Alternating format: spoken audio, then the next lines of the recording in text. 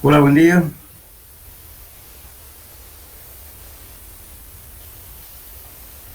Buen día, ingeniero. Ya, empezaremos con la clase, por favor. Ya. Bueno, estábamos hablando el otro día, ¿no es cierto?, de la red de flujo. Dijimos que la red de flujo es la red la red de flujo es la formación de las líneas equipotenciales y las líneas perdón, la red de flujo son las líneas equipotenciales y las líneas de flujo. Las dos líneas conforman la red de flujo. Entonces, habíamos visto este ejemplo ya anteriormente, entonces ahora vamos a ver efectos de la filtración. ¿Qué causas puede ocurrir con la filtración? O sea, hay dos efectos en el suelo. Uno que se llama filtración cuando sale el agua. El otro efecto es la infiltración, que se entra el agua hacia adentro. Eso es ese es infiltración. El otro es filtración. Nosotros estamos hablando de la filtración, lo que sale el agua. La filtración no controlada es la causa de dos tipos de dificultades, ¿no es cierto? Si es demasiada filtración, hace que las excavaciones sean excesivamente húmedas o que se produzcan pérdidas de agua en las presas. Pues si tenemos, por ejemplo, generalmente cuando se hacen, vamos a hablar un poquito de eso, cuando se hace una presa, ya sea de hormigón o presa de tierra, se hacen exploraciones primeramente en las riberas, digamos, en ambos lados de la represa. Y luego, lógicamente, en el lugar de cierre de la represa. Muy bien, no siempre vamos a tener condiciones adecuadas, no totalmente que sean estancos, ¿no es cierto?, como el material de fundación o la parte lateral, sino que a veces hay fisuras, hay problemas, digamos, y por más que sea roca, puede haber que puede ser que la roca esté fracturada. Entonces, cuando el nivel de agua sube 30 o 40 metros de altura, entonces hay demasiada presión y por tanto el agua se pierde por infiltración. Entonces, en esos casos, lógicamente, que hay que hacer un tratamiento especial. Generalmente se hace, ¿no es cierto?, si hay roca, no siempre las represas van a ser sobre roca, también se hacen sobre suelos arcillosos, siempre buscando la parte más angosta posible, digamos, si estamos en un río. Entonces, lo que se hace es hacer orificios, lógicamente agujeros con diamantes y roca, y a través de los cuales se prepara el echarmento y se inyecta con bombas de alta presión, bomba de pistón, y lógicamente ese cemento cuando ya se seca, lógicamente cierra los espacios vacíos que está permitiendo la infiltración del agua. Eso se hace tanto en ambas riberas y también en la parte central. Entonces se hace una especie de cortinas, de tal modo que disminuya la filtración. Muchas veces la filtración es tan grande que en época de lluvia embalsa el agua, después a los pocos meses ya no se tiene agua. Eso es problema, digamos, de infiltración. Bien, o también al revés, ¿no? Porque muchas veces estamos haciendo alguna cosa, ¿no es cierto? El agua filtra y por tanto, por ejemplo, en el caso de los sótanos. En los sótanos, ¿qué ocurre? Hay el problema de filtración, debido a que si tenemos un sótano, los muros de contención o, o la losa de fondo, si dejamos demasiadas fisuras, no le hacemos un tratamiento adecuado, entonces, ¿qué va a ocurrir? Cuando asciende el nivel de agua, cuando en épocas de lluvia, o siquiera por instantes, muchas veces el agua asciende y después empieza a bajar. Pero en ese transcurso de subida y bajada, hay filtración hacia el sótano. Por el efecto de la losa de fondo, es problema más que todo de capilaridad. Entonces, cuando el agua asciende, ¿no es cierto?, por capilaridad, si tenemos un suelo fino, entonces va a subir y por consiguiente va a filtrar va a filtrar el agua por la losa de fondo. También hay que hacer un tratamiento ahí. ¿Qué tipo de tratamiento se hace? Para romper el efecto capilar, si estamos abajo, ¿no es cierto?, siempre se debe colocar una capa de piedra, por lo menos unos 15 centímetros de espesor, para romper el efecto capilar. Pues se acuerdan ustedes de suelos 1, dijimos, ¿no es cierto?, que la altura del capilar es inversamente proporcional al diámetro del conducto. Pero lo que hacemos con piedras, estamos aumentando el diámetro del conducto, por consiguiente rompe el efecto capilar. El agua llega hasta ahí, pero ya no ingresa a la losa. Lógicamente, encima de esa piedra se coloca una cámara de arena y una manta sintética que se puede colocar, y recién se coloca el hormigón. En ese caso estamos garantizando de que no haya filtración de agua por efecto capilar, que hay que tener que olvidarse un poco eso. En muchos sótanos que si no se hace ese tratamiento, en la época de lluvia el agua se filtra por los muros de contención y bueno, el agua sale en forma de lágrimas, a veces hasta chorros, o por abajo, ¿no es cierto? Y si es un garaje, pues el sótano, ¿qué va a pasar? Va a haber agua allá adentro y van a tener que estar. Hay muchos sótanos así que están recolectando agua, ¿no es cierto?, a una pequeña piscinita que se ve dentro, y luego ponen una bombita con un flotador y está botando agua al alcantarillado disimuladamente, al sistema de alcantarillado fluvial, a la calle. Eso ocurre cuando no controlamos justamente la filtración y también la infiltración, va a depender del caso. Entonces por eso es un problema bastante serio solucionar este problema. Entonces, decíamos, ¿no es cierto?, que la filtración no controlada causa de dos tipos de dificultades. Demasiada filtración hace que las excavaciones sean excesivamente húmedas o que se produzcan pérdidas de agua en las presas. Presión de agua excesiva produce el levantamiento o la pérdida de resistencia del suelo. El control de la filtración es un trabajo complicado por el hecho de que la corrección que se haga en un punto que pueda agravar las condiciones en otro. Otra cosa que quiero indicarles, y ese es un criterio generalizado.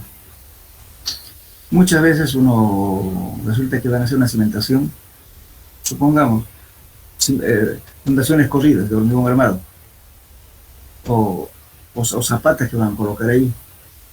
Entonces, si encuentran agua, ¿qué hacen? Agarran le hacen un hueco más allá y mediante le colocan un turril perforado y colocan una bomba. Entonces la bomba está bombeando para agua turbia. Ese turbia son los finos que conforman justamente la capacidad portante del suelo.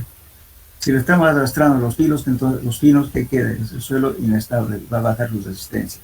Entonces, si colocamos una zapata, supongamos que hayan calculado con 1 kilo por centímetro cuadrado, eso ya no es 1 kilo, eso posiblemente baje a 0,5 o 0,6 kilos por centímetro cuadrado. ¿Por qué? Porque lo han quitado los finos. La misma cosa ocurre cuando estamos haciendo sótano. Hay mucha gente que hace eso. Agarran una excavación, colocan una bomba y empiezan a bombear. Pero sin embargo están dañando las estructuras aledañas, porque están sacando todo el fino que está conteniendo en el suelo. Entonces, lógicamente, quedan los granos gruesos y los granos gruesos con la presión se reacomodan y causa asentamientos. Por si no posible, si uno quiere hacer ese tipo de trabajo de evacuar el agua o bajar el nivel freático, ¿qué es lo que hay que hacer? Se puede colocar tubos, no sé, perforados, pero debidamente protegidos con filtro, con prefiltro, con grava graduada, como se hace un pozo de agua, lo mismo. Y luego se coloca la bomba sumergible y se bombea. Entonces está llevando agua limpia. Si lleva agua limpia, implica de que no hay ningún problema de afectarle a nadie. Lógicamente que sí. En el caso, sería, digamos, si estamos tomando agua, lógicamente estamos sacando agua, estamos disminuyendo digamos, el agua que está en los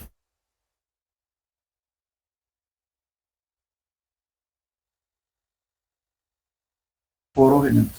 Bueno, aquí en Santa Cruz hay 3, 4 ingenieros que conozco que se dedican justamente a solucionar este problema, estos conflictos que causan con los vecinos, juicios, por daños, por una rajadura de la vivienda vecina, o porque se le hundió el piso, en fin. Yo realmente me dan trabajo a ellos para justamente evaluar lo que concierne al suelo. Por eso estamos hablando de esto. Hay que cuidarse de eso, para que no tengan problemas. A veces es fácil, pues, ¿no? Generalmente el que no tiene criterio dice, bueno, agarren un turril, pónganle ahí, métanle bomba, lógico. Solucionan su problema, pero están causando problemas aledaños. Y la estructura es pesada, es peligroso. Hay que tener mucho cuidado. Bien, entonces, ahora vamos a hablar no sé si está claro, ¿no es cierto? Igualmente, cuando tenemos, por ejemplo, un revestimiento, digamos, le voy a hablar de una cosa concreta. En Sucre se está haciendo un canal de riego. Y, bueno, la cosa que se utilizó arcillas como revestimiento. Pero la arcilla, en general, mucho depende, ¿no es cierto?, del tipo de arcilla que se emplea. Cuando se emplea arcillas dispersivas, la arcilla, ¿qué significa dispersiva? Que se disgrega con el efecto del agua. Ya tenían ellos varios kilómetros con arcilla revestido, hicieron la prueba y se fue la arcilla. Han tenido que buscar otro banco de arcilla para volver a hacer el trabajo. Imagínense el trabajo perdido. Por eso la arcilla, cuando ustedes hagan para revestimiento o para represas, lo que sea, hay que ver primeramente la dispersividad de las arcillas. Yo voy a ver justamente un trabajo complementario de esto, de la dispersión de las arcillas. ¿Cuál es el efecto? Eso es importante, determinar eso. Bien, ahora vamos a hablar justamente del efecto de la supresión. Primeramente vamos a hablar del esfuerzo neutro. El esfuerzo neutro ya lo vimos, ¿no es cierto?, que también se llama esfuerzo intersticial o presión de poros. Entonces entonces cuando estamos hablando, ¿no es cierto?, cuando el agua está sin movimiento, entonces lógicamente solucionamos utilizando las leyes de la hidrostática, porque es estático. Y esto simplemente, ¿qué es?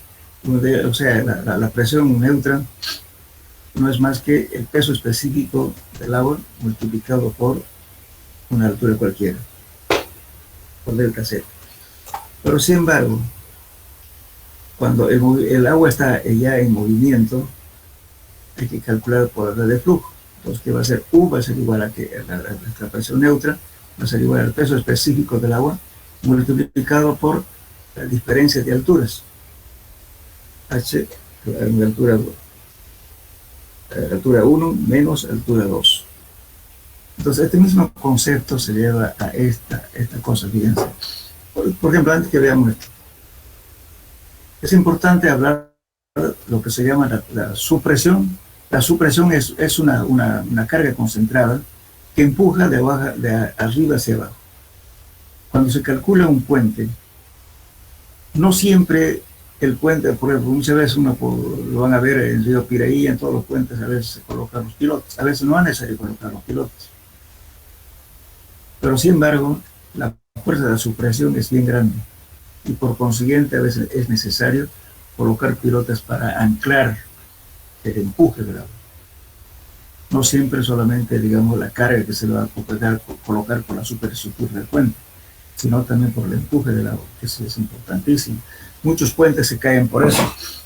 Viene una avenida máxima de agua y sube demasiado alto, y por consiguiente, ¿no es cierto?, la presión del agua actúa en toda la área, suponiendo que es una zapata, sobre el área de la zapata, y empuja, ¿no es cierto?, y hay una componente que lo vamos a llamar U, como en este caso, este U, esta es una fuerza, que empuja de abajo hacia arriba.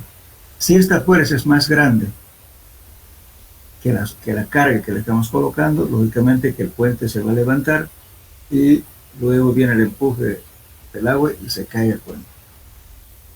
Lo mismo ocurre cuando estamos haciendo un tanque enterrado, por ejemplo. Anteriormente, ahora y últimamente se está utilizando los tanques para almacenamiento de combustible, se utiliza el hormigón, están siguiendo así. Antes se utilizaba de metálico. El metálico es más liviano, entonces cuando el tanque estaba vacío, llovía, y entonces como está enterrado, el nivel de agua sube y aparece justamente este empuje. Y aparecieron justamente los tanques hacia afuera. Y para que no ocurra eso, que se tenía que hacer, poner lastre. ¿Saben qué es lastre, no? Jóvenes,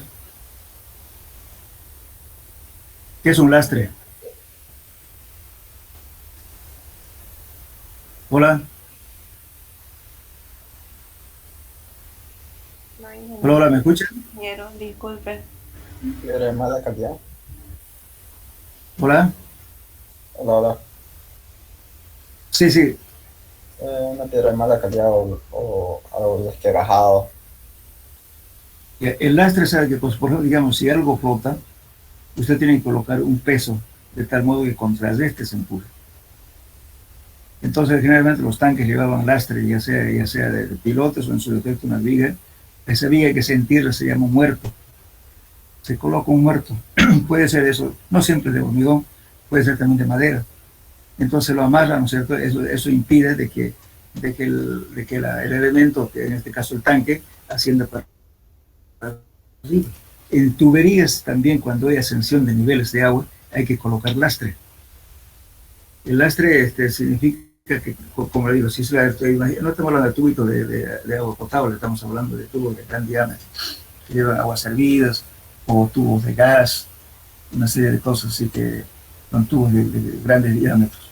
Y por tanto, ese tubo ocupa un campo grande, pero sin embargo el peso es muy pequeño frente, digamos, a todo el empuje que va a producir. Y por consiguiente hay tuberías que flotan, o también tanques que flotan, que se sube el río. Entonces eso hay que contrarrestar mediante un lastre.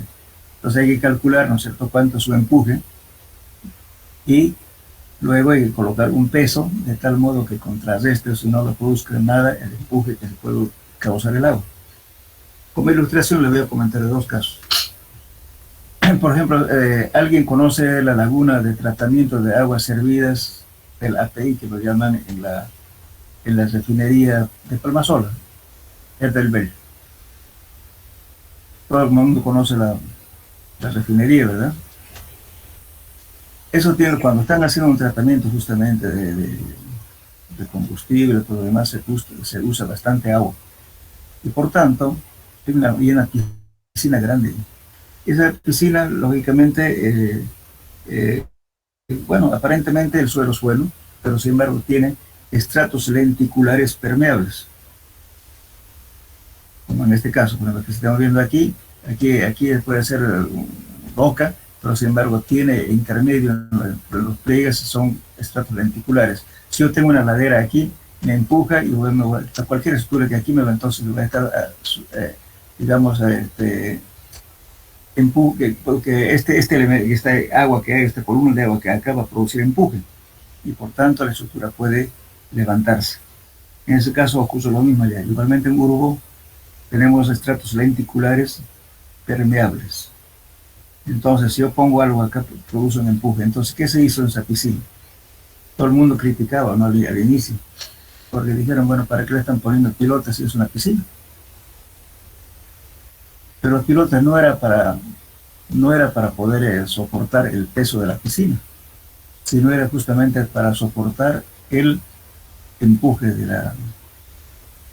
del agua para que no flote la piscina. Después otro problema que hubo en Río Grande. Bueno, en Río Grande nosotros participamos justamente en ese problema. Resulta que la tubería que lleva gas a Brasil tenía que ser por arriba, pero sin embargo se hizo una perforación dirigida. ¿Saben qué es perforación dirigida, jóvenes?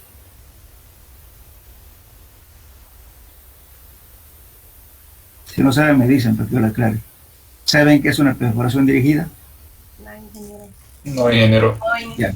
Ya, entonces resulta que antes, seguramente ustedes han visto, para cruzar una tubería hacen una zanja, ¿verdad? Y lo entierran, cavan con máquinas, qué sé yo, ¿no es cierto? Y luego lo entierran. Pero la perforación dirigida es una tecnología que están usando justamente actualmente. Creo que hasta 1500, 1700 metros se puede hacer por este medio. Simplemente, ¿qué se hace? Se tiene una máquina, lógicamente una máquina bastante grande, el cual con movimiento giratorio mete el tubo, ¿no es cierto?, por abajo, sin hacer la excavación. Lógicamente adelante coloca unas cosas especiales y le va metiendo la máquina por debajo del lecho del río y sale al otro extremo. Entonces, de ese modo, cuando es bastante explosivo, si hubiera, digamos, lógicamente eso se va a hacer en zonas, digamos, no de piedra, pero muchas veces puede aparecer una pequeña capa de grava, digamos, en ese caso. Entonces, como está girando, a veces el desgaste es grande, entonces se hace inclusive con camisa. Entonces, se utiliza un tubo de diámetro mayor y se pasa el tubo de un lado a otro lado, sin hacer ninguna excavación por debajo. Esa es la perforación dirigida. Entonces, a través de ese tubo que sirve de camisa, hace pasar otro tubo de menor diámetro hacia la otra ribera del río. Y justamente eso ocurrió en Río Grande, de la planta de gas de Río Grande. Inicialmente estaba para pasar por arriba, pero después vino la ley de hidrocarburos y obligaron a pasar por abajo. Se pasó por abajo y luego únicamente en la otra ribera hicieron una zanja, y hablando del gas que se está despachando a Brasil. Y para poder seguir con la tubería a Brasil, hicieron una brecha y hicieron la excavación. Ahí se removieron montículos de arena que había ahí, volaron las plantas, todo lo demás. Una brecha en el monte, justamente en la zona de rebalse del Río Grande.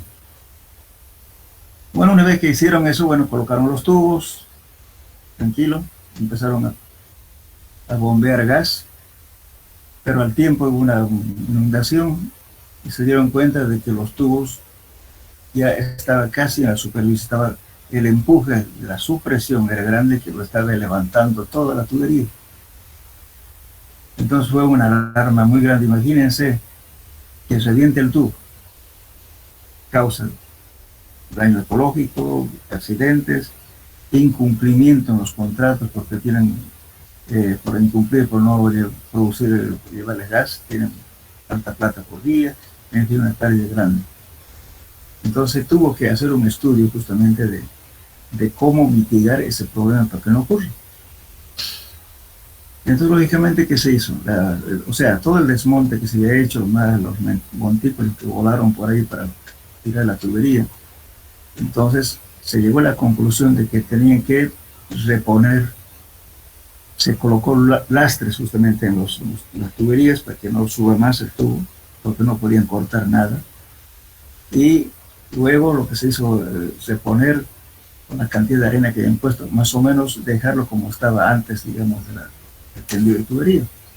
Se colocaron plantas, se reforestó, todo lo demás. De tal modo, ¿no es cierto?, que la estabilidad justamente de la zona durante el proceso de miles de años, posiblemente el rebalse que ocurre, eso se ponga. Eso costó harto dinero. Entonces, justamente esos problemas justamente de estos impulsos que estamos hablando. No es chiste. En piscinas comunes, a mí me tocó estar en dos, me nombraron, pero nunca no me gusta meter en pelea de la gente, ¿no? Bueno, a uno lo nombran de perito, que sé yo, pero es meterse, ir al juicio, estar, a mí no me agrada eso. Entonces hubieron dos fisuras en las piscinas recién terminadas. ¿Qué pasó? Justamente cuando se hace la piscina, hay muchos calculistas ponen solamente la armadura para que soporte el peso de encima. Y entonces tiene flexión para abajo. Pero ¿qué ocurre si la piscina está vacía y llueve y el nivel de agua va a subir? Ahí aparece un empuje justamente de la supresión y puedes bajar la piscina y levantarlo además. Y entonces eso es este tipo de cosas que he dicho, se bajó la piscina. Lógicamente estaba vacía, pero nunca dijeron que no debía estar vacía, pero lamentablemente la lluvia fue cuando estaba vacía la piscina. Y se fisuró. Lógicamente abajo tenía el revestimiento de azulejos, todo lo demás, de eso se quebró, una demanda, ¿no? El propietario con el constructor. Y ahí viene justamente lo que se llama los peritos, ¿no? Para ver este asunto. Bueno, hay, como le digo, 4 o 5 personas que conozco que se dedican a ese rubro. A mí no me agrada eso porque pues, el salido de estar porque yendo a declarar que pues, a veces, bueno, si uno se dedica a eso, bueno, está en eso. Pero eso los daños que causa justamente este tipo de empujes. Por eso tienen que tener mucho cuidado en todo lo que esté enterrado y fijarse siempre cuál es la fluctuación de la humedad. Por eso justamente cuando se hace un edificio grande con sótanos, se coloca previamente a la construcción, meses antes o un año antes, lo que sea, un piezómetro. Hay piezómetros que son bastante comunes, de uso común, que es simplemente colocar un tubo con sanuco, igual que es un pocito pequeño, y luego a través de ese tubo lo que estamos midiendo los niveles de agua que va fluctuando durante diferentes etapas del año. Aquí en Equipetrol han tenido problemas, por ejemplo, de eso. Uno, el envasador, tuvieron que colocar pilotes de anclaje ya cuando ya estaba en la etapa constructiva, porque se dieron cuenta de que el empuje era muy grande. Y ese mismo problema hubo justamente, yo le hice el estudio de suelo, que va a ser la torre más alta, que es el Gran Tower, pero del dueño de Gloria Medina, está al lado de Manzana 40, y ese va a tener 34 pisos, y ahí creo que son 4 sótanos para abajo. Entonces ya se toman en cuenta estos efectos que estamos hablando. Pero a veces cuando uno, lógicamente a veces uno por falta de experiencia o alguien que no ha hecho se tropieza con este problema, pues. Pero siempre es conveniente en estos casos colocar piezómetros.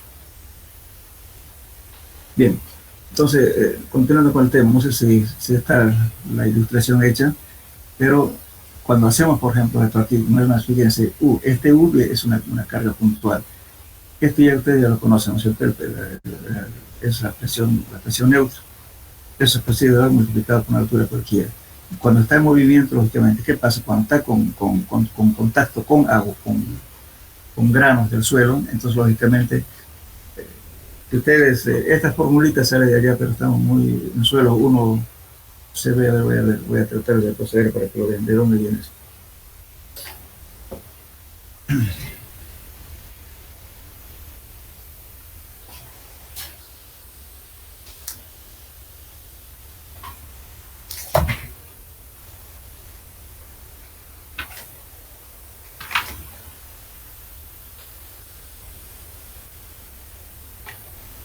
Bueno, en suelos uno vimos, ¿no es cierto?, la relación de vacíos, o sea, un valor n, que era no más que el área de vacíos dividido entre el área total. Se lo ubico, lo vemos, ¿sí?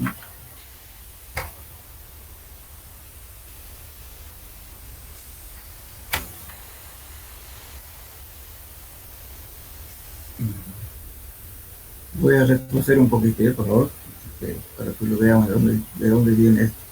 Este no es más que la relación que existe, el área, este es el área total y área de vacío, este n es 1, en el suelo se considera 1 este valor. Entonces, este U viene a ser esto.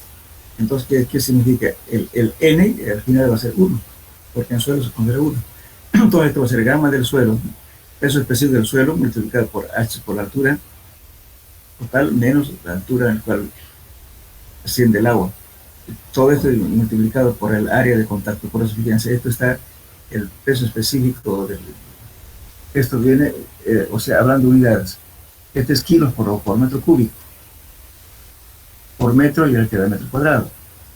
Este valor es 1 y el área es metro cuadrado. Entonces, esto se queda en una carga puntual, en toneladas, en kilos, como quiera. Entonces, este valor U es una carga puntual, la sumatoria de todos la presión. Si tenemos un área, digamos, de una zapata, el área de zapata va a ser esta de aquí.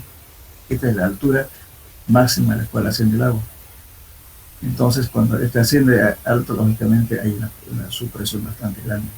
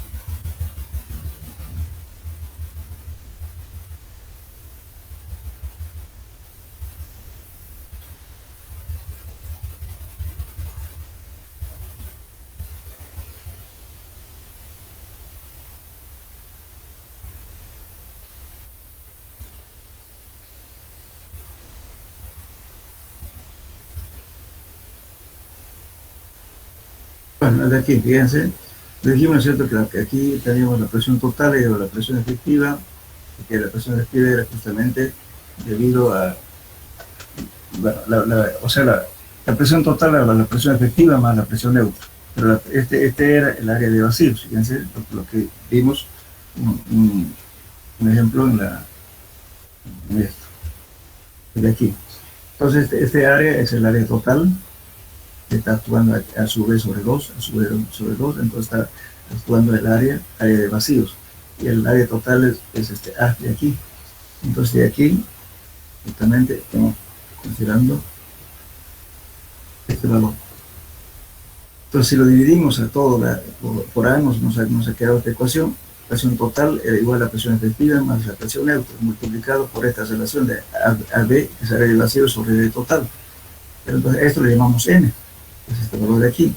Si ustedes despejan esto, área de vacíos, ¿no? Despejando esto, van a tener entonces N por A. Justamente este valor lo que estamos tomando en cuenta en la supresión. De aquí toman en cuenta justamente la presión neutra. Entonces aquí viene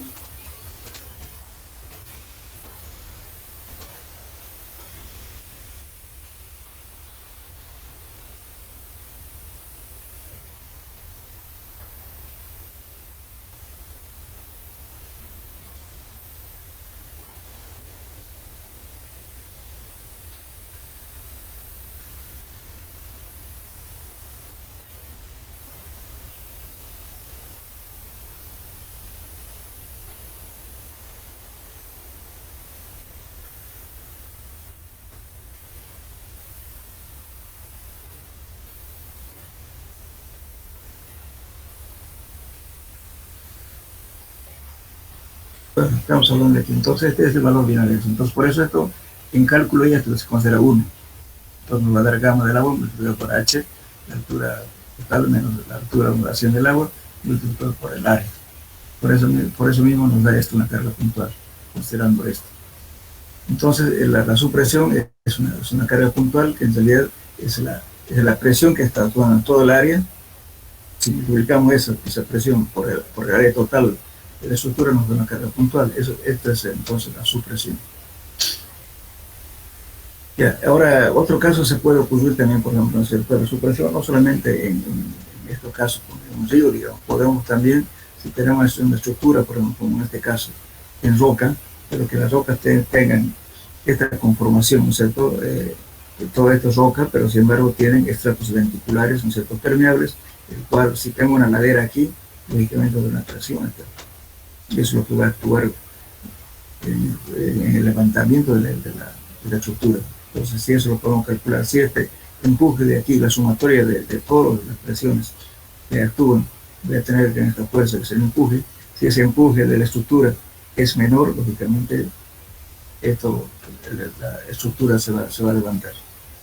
En los puentes ocurre eso, en las piscinas, como les decía, en los tanques, en fin, en las tuberías. O también cuando tengamos este problema, cuando tengo un suelo, ¿no es cierto? Que si tengo una ladera, lógicamente hay una presión aquí. También puede producir este problema. Por eso ustedes tienen que ver, cuando calculan un puente, tienen que ver cuál es la debida máxima del agua, hasta dónde va a subir el agua. Lógicamente ahí va a haber un empuje. Entonces el calculista tiene que tomar en cuenta, ¿no es cierto?, que siempre trabajar para calcular la supresión, trabajar con las avenidas máximas del agua, de la altura del agua que pasa por el puente. Y si está haciendo con zapatas, lógicamente va a tener que tomar en cuenta el área de la zapata.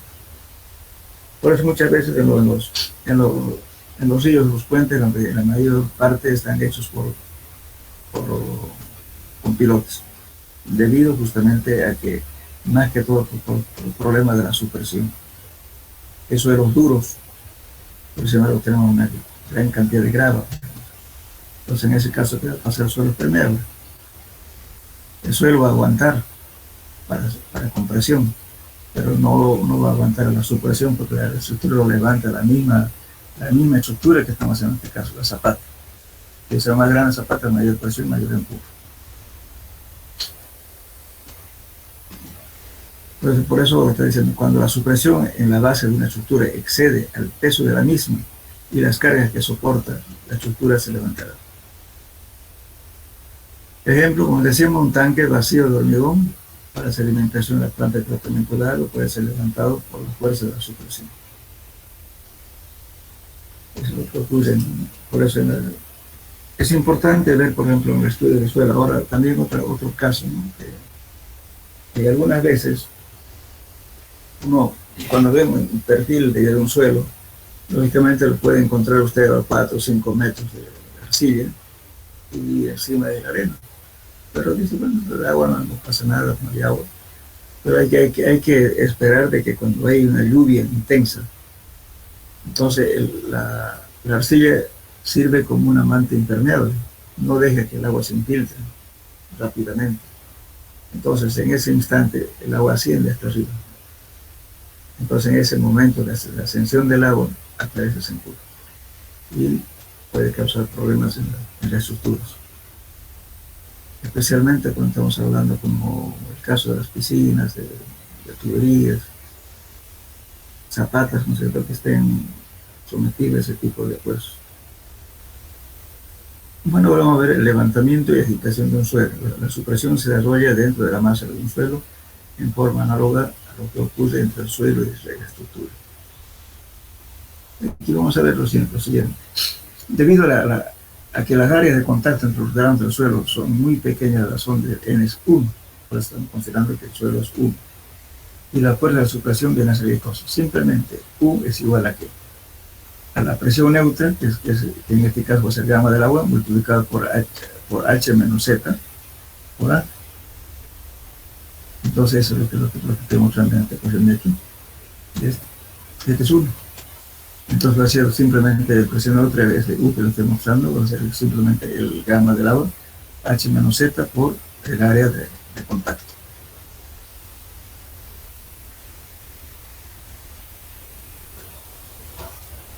Bien.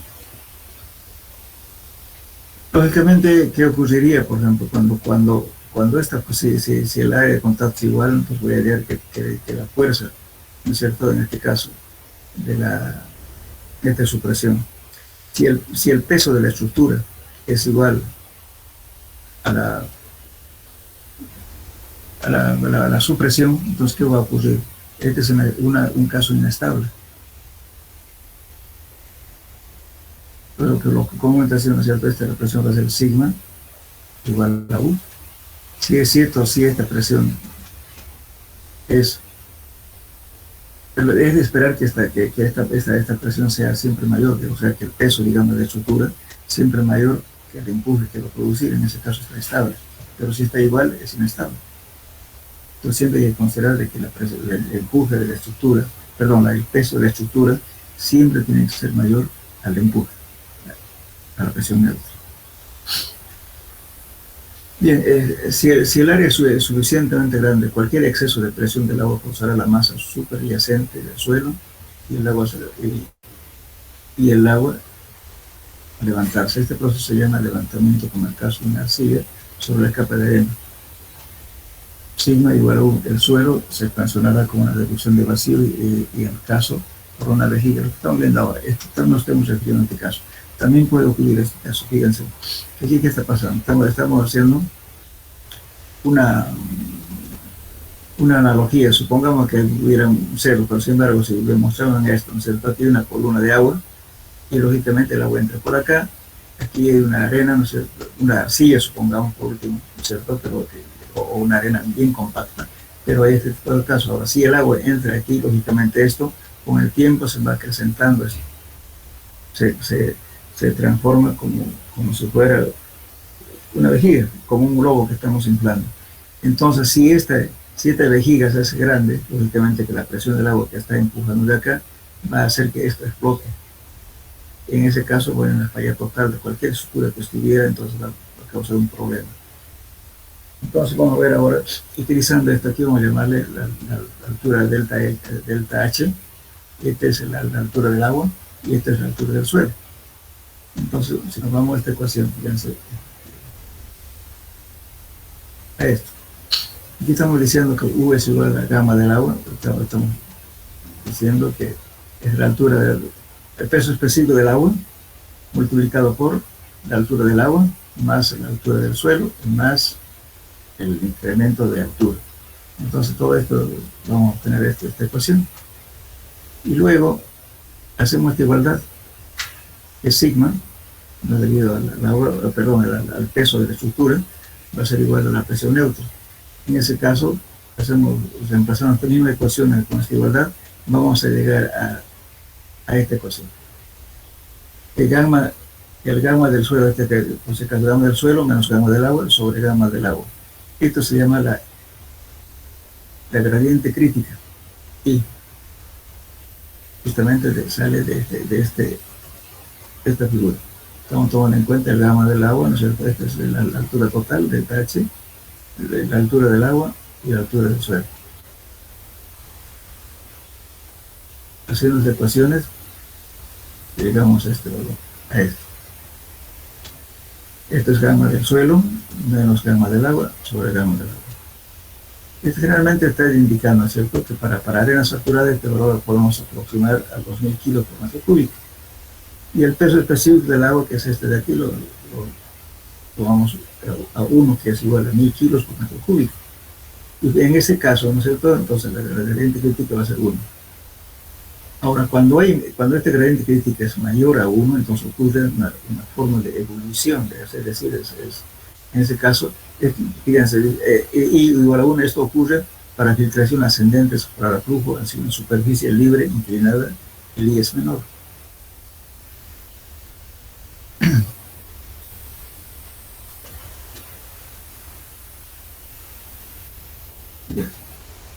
Entonces, antes que vayamos al otro, esto lo vemos este esquema más. Ahora, los controles justamente el ancho de la zona crítica, ¿no? Para que no ocurra este tipo de problemas, se hace tratamiento. Supongamos que tenemos nivel de agua y que tenemos una tabla estaca o un muro o lo que sea, pero que sea impermeable. Entonces, ¿qué ocurre? El agua siempre va a tender a salir desde aquí hasta acá, de una altura de mayor carga, otra de menor carga, ¿no es cierto? Entonces aquí la partícula de agua se va a mover desde aquí hasta aquí. Entonces, como tratamiento en el caso de las viviendas, en cualquier estructura que se haga, y tengamos este caso, suponiendo que aquí no siempre se va a presentar en esta forma, puede ser una ladera aquí, y por tanto el agua que está viniendo está con filtración y si esta es una estructura, digamos, abajo, entonces el agua va a tender a salir aquí. Lo peligroso es cuando el agua, cuando sale aquí, lleve sedimentos. En ese caso, causa el riesgo de cualquier estructura que hay aquí. Entonces, puede salir el agua, pero que sea agua limpia, sin llevar ningún sedimento.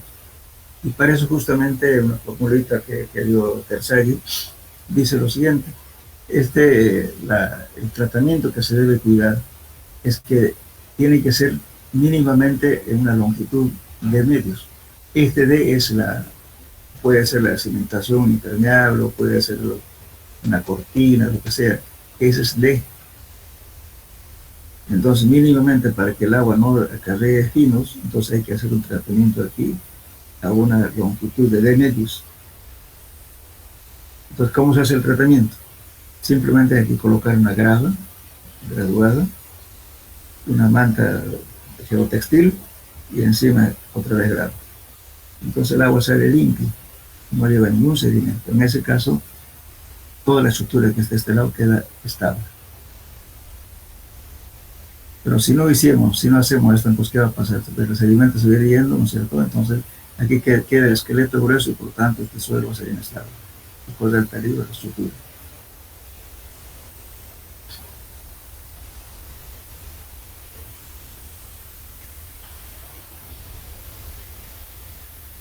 Bueno, también puede haber lo siguiente. Normalmente esto también ocurre en la estructura, digamos, por suponiendo, ¿cierto? Aquí están, fíjense, esta línea equipotencial, estas líneas de flujo, esta es una red de flujo. Pero el agua siempre tiende a salir, justamente si es cierto, es impermeable, el agua va a salir por la parte más débil y la más corta, que va a ser aquí. Entonces, si está controlado aquí, no pasa nada. El agua puede salir. Pero ahora, el problema es que aquí, si yo dejo salir el agua y no controlo, se llevan sedimentos, se produce se llama un proceso retroactivo o una retroexcavación. En inglés lo llaman pipping, no le quisiera decir en inglés, pero yo lo conozco por retroactividad en este caso. O sea, se hace primeramente, ¿no es cierto? Se hace un pequeño huequito, estos se llaman también tubulaciones. Entonces el sedimento que va llevando primeramente va a hacer que se presente una pequeña fisura aquí, un pequeño agujero. Luego va a producción de más sucesivamente. Cuando no se controla este tipo de tubificaciones en las represas, pueden fallar. Especialmente en presas de tierra o presas de hormigón, que por las fundaciones tengan este problema. Entonces todos los sedimentos se han hecho una especie de tubos. Entonces, lógicamente a veces no es visible a simple vista, pero el agua, ustedes saben, de una partícula tan pequeña, entonces se hacen conductos. Entonces este tipo de caos que va a ocurrir, si es una estructura pesada, aquí se va a hundir, puede colapsar. Si es una represa, puede haber una falla, porque aquí tenemos una gran masa de agua y por tanto puede ser una falla. Por eso en las represas también justamente se hace un tratamiento aguas abajo, ¿no es cierto?, de controlar este tipo de filtraciones que puede ocurrir.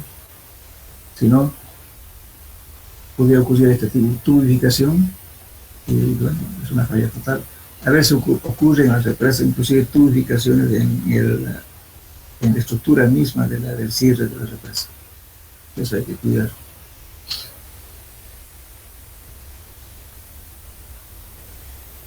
Bueno, entonces aquí los gradientes destructivos son cuando justamente la gradiente crítica que es igual a 1.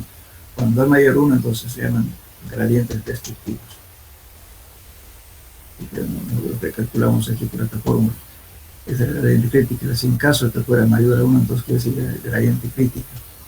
Y entonces en ese caso ya ocurre, o puede ocurrir cualquier problema de suelo y estructura. Ahora, la regulación de filtraciones. Por ejemplo, la regulación de filtraciones del flujo en el suelo implica reducción del gasto, reducción de la presión de agua o el aumento de la carga que resiste la presión de agua. La filtración excesiva es producida por la alta permeabilidad o corto recorrido del agua. Si la masa del suelo a través de la cual se produce el flujo, algunas veces obra de goma, ¿cierto? Como en el caso de la construcción de una presa. La permeabilidad puede reducirse por su apropiada selección de materiales. Por ejemplo, mezclando una pequeña cantidad de arcilla con arena, esta mezcla o similares puede reducir su permeabilidad y usarse en revestimiento de canales y presas de piedra. Por lo que es, hay varias técnicas, pero justamente el problema es solucionar ese tipo de casos, ¿no? Entonces, por ejemplo, en caso de presas, pero leeremos un poquito más. En el caso de un depósito natural es más fácil cambiar, sin embargo, puede utilizarse agentes dispersantes como el tetrafosfato de sodio mezclado en la superficie de una arcilla o estructuras populares. No olvidé decir, cuando hablamos de la presa el otro día, el rato, ¿no es cierto? Dijimos hacer perforación, inyectar cemento para cerrar las fisuras de las rocas. No siempre se utiliza solamente cemento.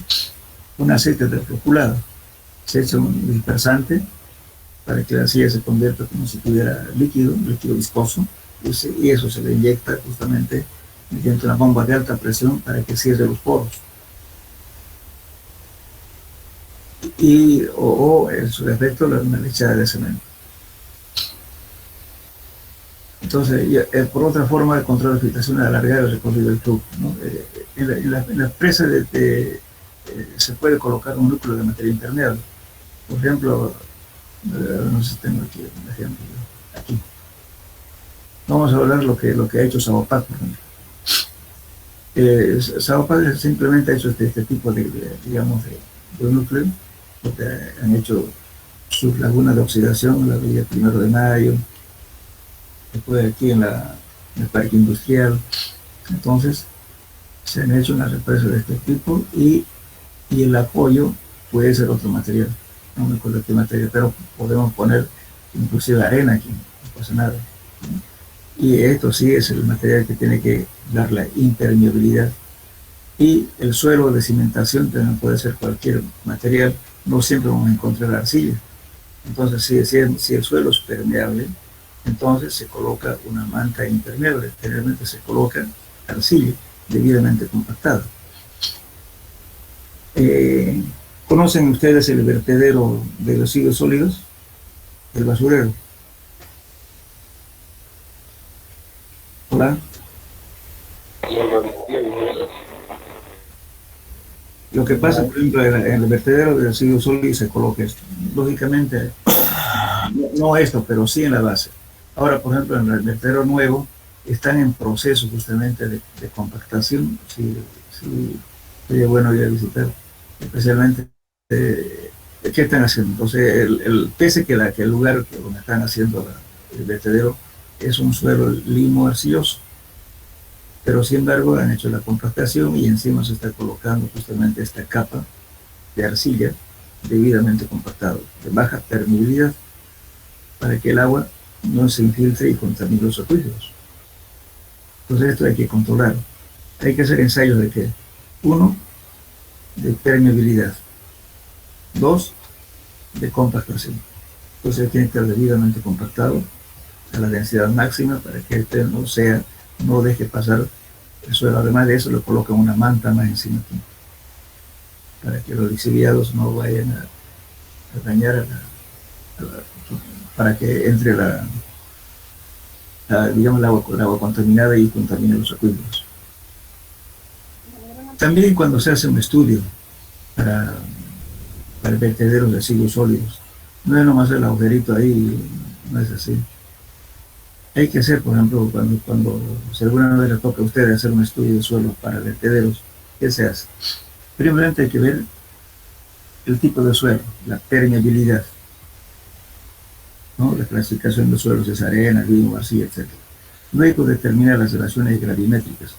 ¿Qué son las relaciones gravimétricas? Relaciones de vacíos y porosidad. Y lógicamente la altura del estrato que está sobre el nivel freático. Con eso se calcula cuántos años, en un supuesto caso de que hubiera fuga de contaminantes, en cuántos años va a tardar esa contaminación al llegar aquí a los acuíferos. Si yo tengo un terreno adecuado, tengo que hacer ese trabajo. No siempre voy a colocar arcilla. Si tengo una arcilla ya con buenas condiciones, pues puedo colocar encima directamente la basura. Pero si no cumple esas condiciones que estoy hablando, entonces, ¿qué tenemos que hacer? Hacer el tratamiento justamente capa por capa, hacer todo el vertedero, especialmente cuando se empieza a echar basura. Hay que hacer un tratamiento del suelo natural para que no haya infiltración adentro. Entonces, cuando se haga un sondeo, no es solamente sondear y decir este suelo, no.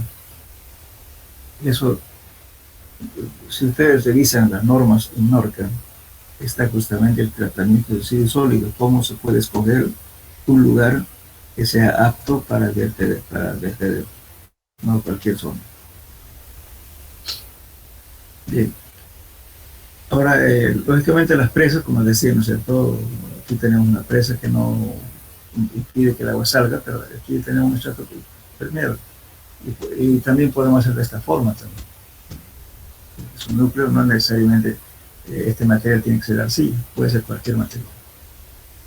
Lógicamente que aquí hay que cubrirlo, ¿no es cierto?, por el oleaje, porque resulta que este oleaje a veces va, y además de eso este nivel a veces fluctuante. Entonces hay que colocar, si es una represa, hay que colocar un enrocado de piedra, un geotextil, para que justamente, ¿no es cierto?, se controle. Y acá lo mismo, aquí a la salida también se hace un tratamiento. Ahora, todas las presas que se hace en Santa Cruz están así, con su núcleo aquí y la base impermeable. Las aguas hervidas que llegan ahí, aquí se convierte en laguna, entonces tiene que estar tratada esta base.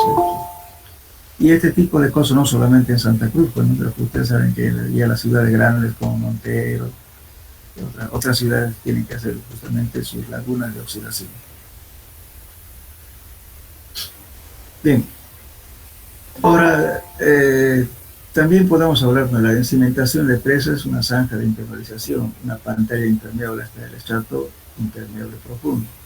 O también se puede colocar tablestacas. ¿Qué son tablestacas? Son elementos impermeables, pueden ser en planchas, o pueden ser de metal, o pueden ser de hormigón también. Por ejemplo, algunas represas se hacen pantallas.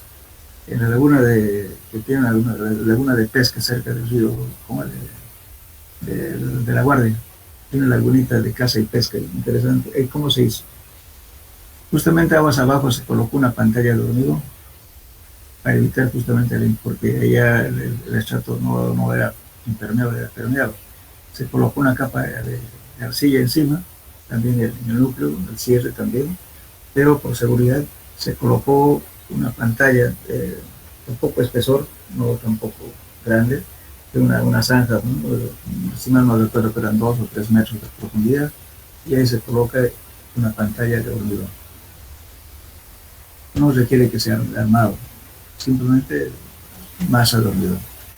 Y eso sirve de pantalla para que el agua no se infiltre, o posible filtración es, pero que sea a mayor longitud, y a veces ya la filtración ya no afecta, sino directamente se quede debajo de la superficie del terreno. No sé si alguien conoce la laguna, entrando por el kilómetro 15, a la izquierda, una lagunita interesante. Bueno, ahora vamos a hablar del proyecto de filtración, cómo controlar justamente la filtración, ¿cierto? Uno puede controlar para explotar agua, otro para mitigar la salida de agua. Entonces se diseña filtros. Por ejemplo, aquí dice corrientemente se emplea como filtro. Supongamos que estamos haciendo un pozo de agua. ¿El pozo de agua qué estamos haciendo? Estamos explotando agua del acuífero, ¿verdad? De lo que sale el agua de la tierra. Pero tenemos que colocarlo en la ciudad. Yo coloco un tubo, por eso es importante, eso que quede en claro. Hay mucha gente de la Gabriel y otras universidades hablan voladas, disculpen la expresión, hablan cosas indebidas. Lo que pasa es que cuando se hace un pozo de agua, lo primero que hay que conocer es la característica del suelo circundante. ¿Es arena fina, arena gruesa, arcilla, limo? ¿Qué es? En función de eso se escoge la abertura de los filtros. Puede ser 0,5 milímetros, 0,7 milímetros, 0,75 milímetros viene ahí, después viene a 1 hasta 1,5 milímetros. Vienen los filtros ya de fábrica. O también uno lo puede hacer en las ranuras, pero con cierta mecánica, pero bien hecha, ¿no? Se puede hacer eso. Pero en función de eso hay que escoger la grava de empaque que llamamos, o llaman también prefiltro. Ese prefiltro debe cumplir cierta condición de tal modo que no impida que el agua entre al tubo asegurado y que tampoco sea tan abierto, ¿no es cierto?, de que permita entrar justamente sedimentos, o ambas cosas tienen que cumplir. El tubo sea libre de entrar la mayor cantidad de agua posible, y el otro que controle los sedimentos que pueden entrar al pozo. En función de eso, de ciencia es el diseño. En muchos casos, en el proyecto que he visto de pozos, ya el proyectista ya le pone filtros de 0,5, de 0,7 milímetros, acaso mandrake o qué, para que él, antes de hacer el pozo, me esté diciendo qué abertura de filtro voy a colocarlo. Es imposible. Y hacemos geofísica, por ejemplo, ¿cierto?, para determinar los acuíferos, que nos da algo aproximado, tampoco eso es real. Pero simplemente nos está hablando de presencia de agua, no nos está diciendo qué finura tiene el suelo. Entonces la única forma de dimensionar adecuadamente es con las muestras que se extrae durante el proceso de perforación. Yo he visto proyectos así, a mí también me ha tocado ver pozos de agua así. En la especificación me dicen inclusive la potencia de la bomba. Es medio aventurero, pues en ese ítem hay que colocar, ¿no es cierto?, la bomba debe estar justamente dimensionada en función de la cantidad de agua que hay pues en el pozo.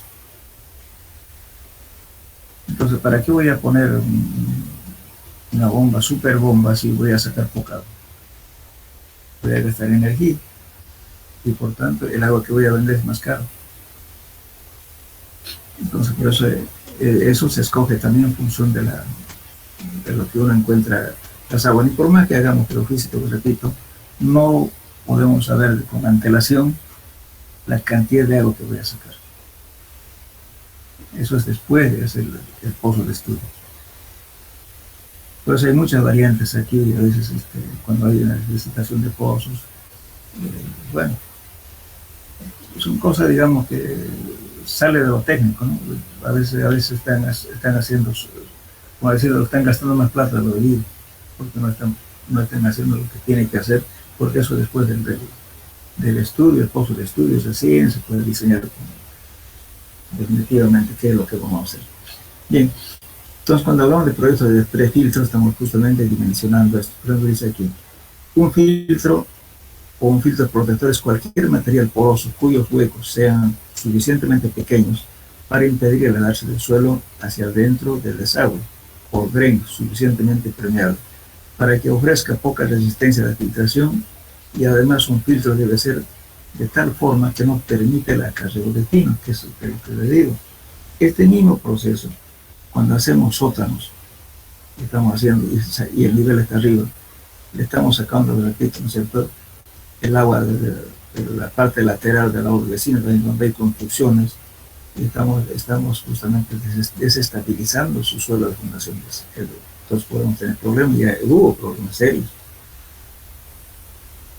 Y como le digo, hubieron demandas, bueno, lógicamente que se ha hecho daño, tienen que pagarle por los daños al vecino, no queda otra. Entonces, bueno, corrientemente se emplea un suelo como filtro. Esto quiere decir que el diámetro efectivo de sus poros debe ser menor que el de 85. ¿Qué significa esto de 85? Cuando hacemos una curva gravimétrica en suelos 1, vimos calcular el de 10, el de 30, el de 60, ¿se acuerdan? Hicimos simplemente una granulometría del material y luego hemos calculado el de 10, el porcentaje correspondiente, ¿no es cierto? O sea, utilizando la curva gravimétrica y el correspondiente es, en este caso, el 85%, vamos a ver qué diámetro tiene la partícula. En función de eso se hace el diseño.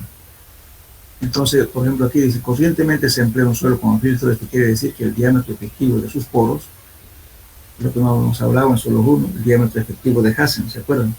El de 10, el de 30 y el de 60 para calcular la curva granulométrica. Justamente en granulometría hemos visto eso. Se pasen, por favor, de la misma manera se coloca esto, el de 85, ya no 60, sino de 85 del suelo, que vaya a filtrar como diámetro efectivo un quinto de D85, eso es lo que tiene que hacer. Entonces el diámetro del filtro de 15 tiene que ser menor o igual a 5 veces de 85 del suelo. Eso es la condición que tiene que cumplir cuando estamos queriendo filtrar, digamos, que el agua salga, pero limpio, ¿no? Que no lleve sedimentos. También podemos hablar de otra cosa. Si el filtro es para proporcionar un drenaje libre, debe ser mucho más permeable que el suelo. Como el coeficiente de permeabilidad varía, como el cuadrado del tamaño de los granos, la relación de permeabilidad es de 20 a 1. O sea, esa relación se maneja justamente para que sea permeable, de 20 a 1.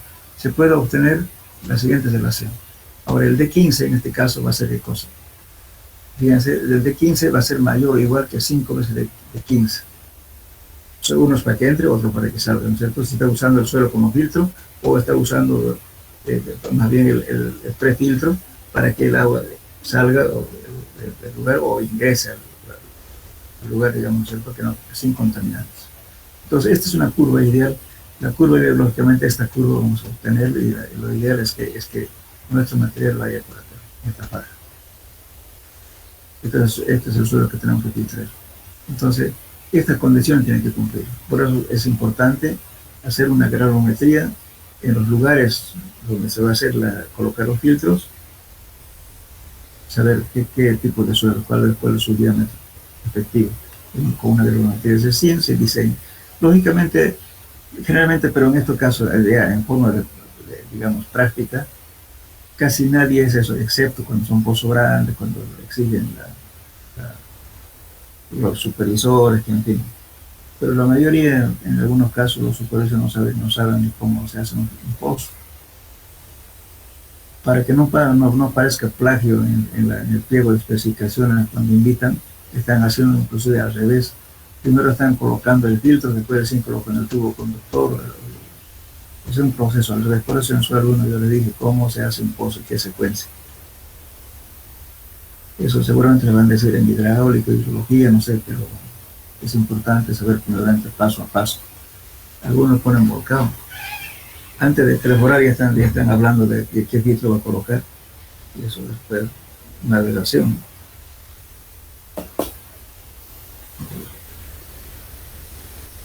Entonces, esa es la forma, digamos, de colocar un filtro. Muy bien. Ahora vemos, ¿no es cierto?, los núcleos, digamos, para cuando se hacen represas, se hace de esta forma. Hay varias formas de hacer este núcleo impermeable. Esto simplemente es material de apoyo. Material de apoyo y material de apoyo. Bueno, hablaremos de drenaje. Drenaje significa eliminación del agua del suelo y tiene el objetivo de impedir que las filtraciones vengan a acumularse y que pueden dar a las obras como sea. A ver, ¿quién me puede decir algún ejemplo de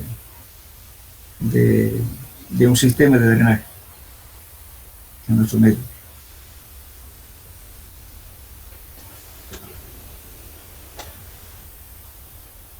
Hola, ¿conocen algún sistema de drenaje en la ciudad?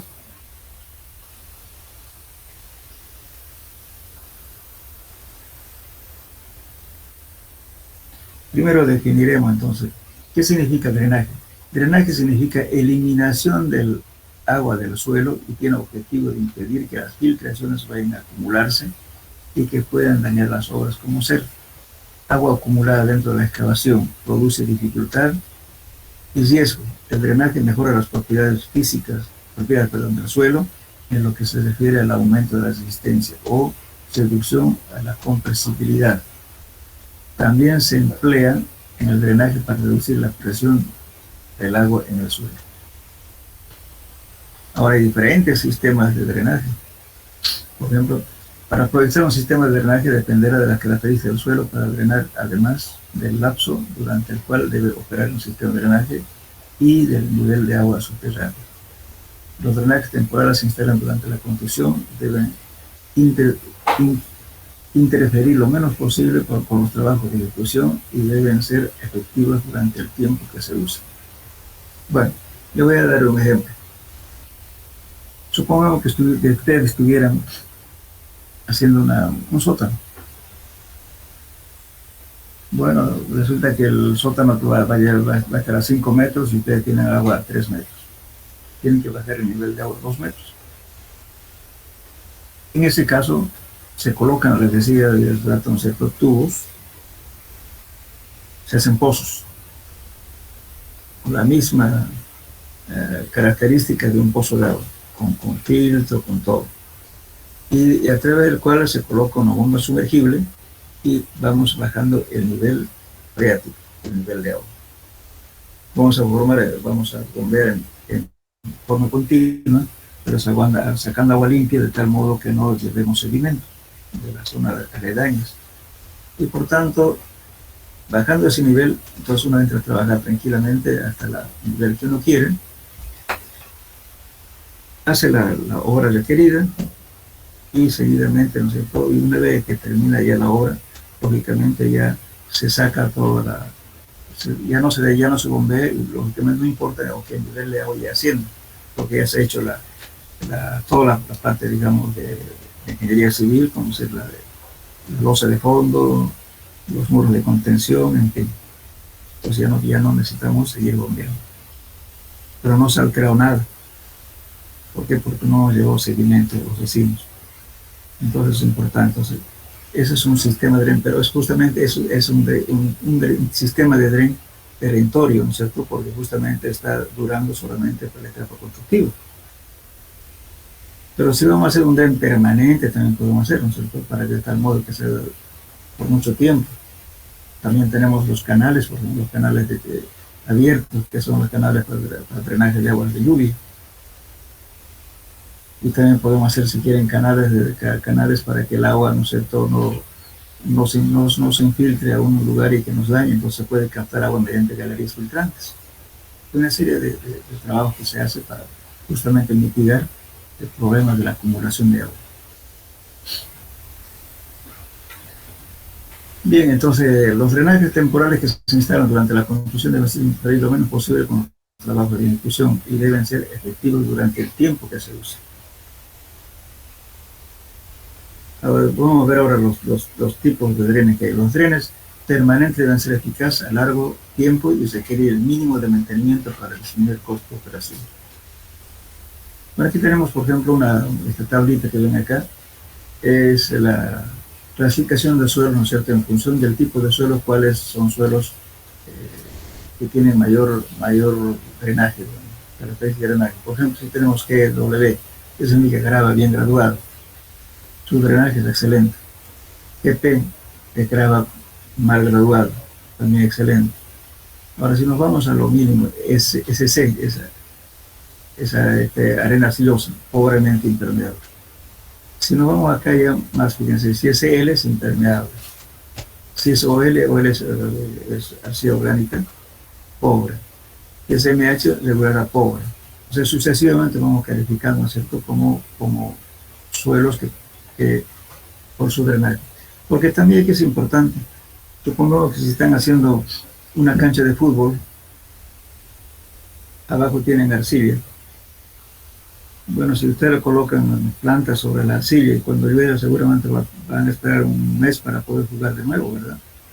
Entonces, ¿qué se hace? Se coloca se hace un tratamiento. Le estoy diciendo eso porque ahora hay varias construcciones de canchas de golf, canchas de fútbol, en fin, es negocio ahorita este tipo de obras que están haciendo actualmente. Entonces, se hace la explanación, digamos, del suelo de fundación y sobre eso se pone una cobertura de suelo permeable. Puede ser una arena gruesa, una cierta pendiente, ya hacer la cancha, digamos, una pendiente en la parte lateral. En la parte lateral se colocan tubos, ¿no es cierto?, que lleven agua, tubos perforados, por supuesto, y que por una cierta pendiente van a una cámara y de ahí se bombea. Entonces ni se va a notar a dónde se llena el agua. En pocas horas ya está apto otra vez la cancha para jugar fútbol. Entonces eso justamente hay que escoger el tipo de material.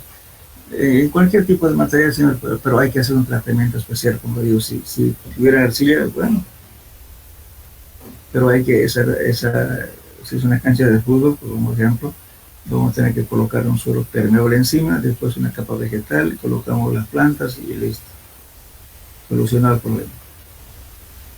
Entonces, es importante ver este cuadro, después ver cuáles son más permeables o otros menos permeables.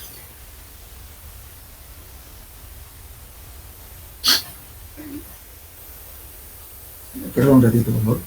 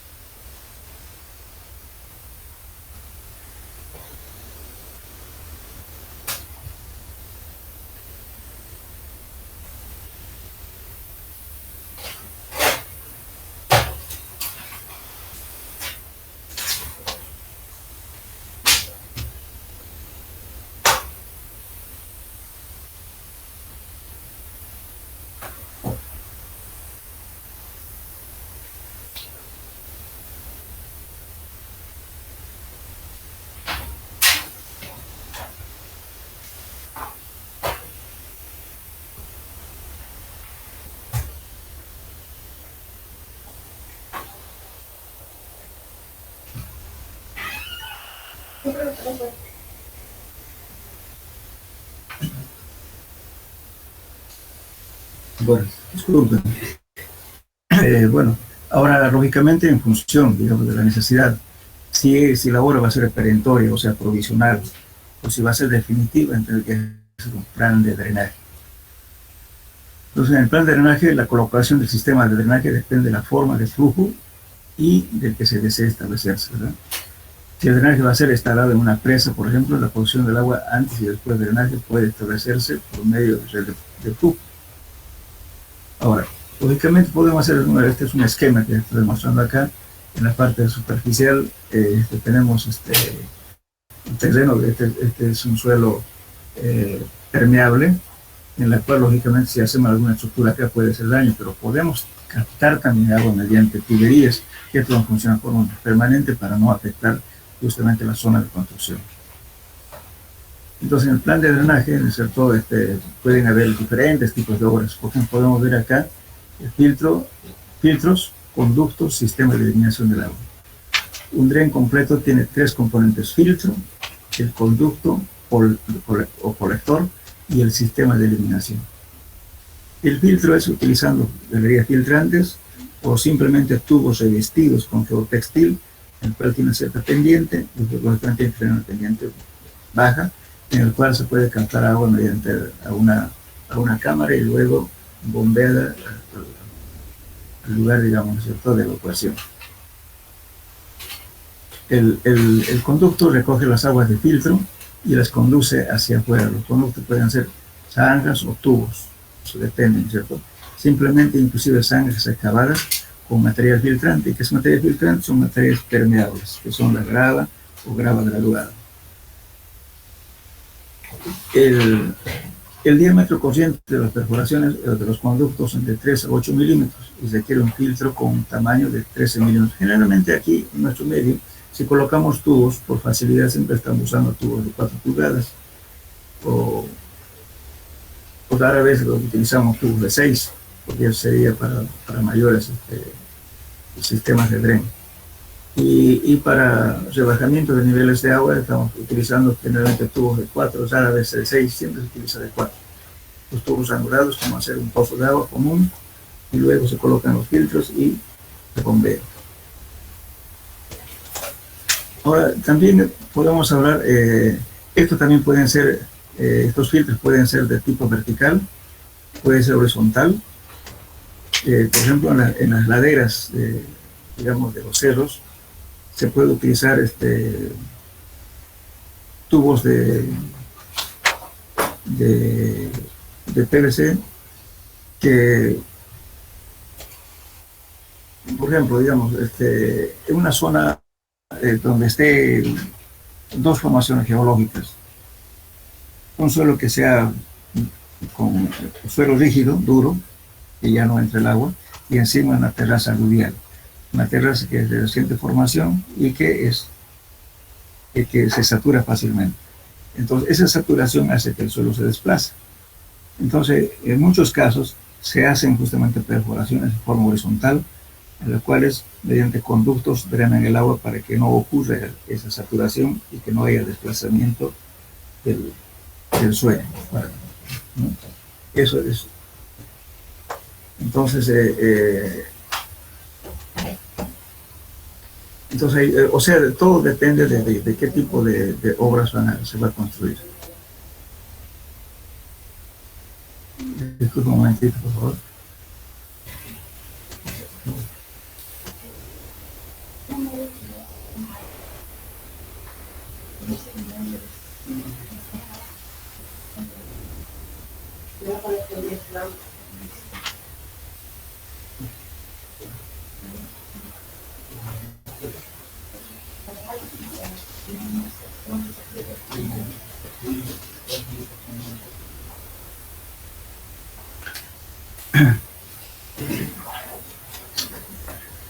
Bueno, van a disculpar, jóvenes, lo que pasa es que tenía que llevar un documento del pobre, perdí mi placa.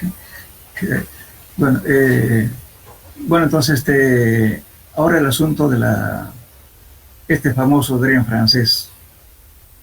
¿Qué es dren francés? Simplemente acumulación de grava o piedra triturada.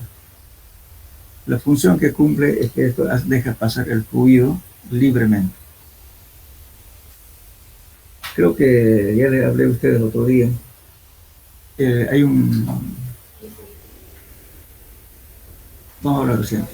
Por ejemplo, el dren francés se utiliza donde hay flujos de agua. Supongamos que una zona anegadiza. Por ejemplo, hablemos de la zona de Uruguay, de Santa Cruz hacia el río Piraí. Esa parte, por ejemplo, si ustedes se dan cuenta, cuando hay crecidas, resulta que el agua sube y por tanto se desplaza debajo de la pie del talud. En ese pie del talud, en partes, está colocado justamente piedras que están inclusive con mallas, el cual permite que el agua pase por debajo sin ningún efecto. Entonces, en flujo natural. Lógicamente, eso hay que mantener limpio, porque a veces crecen las plantas. Entonces, eso es importante, porque sobre eso, con las piedras están bien acomodadas, se puede hacer una carretera común. O también se hace, también, por ejemplo, digamos, el tren francés, se hace también en caminos. Si tenemos caminos, por ejemplo, ¿no es cierto?, donde hay tipo de material.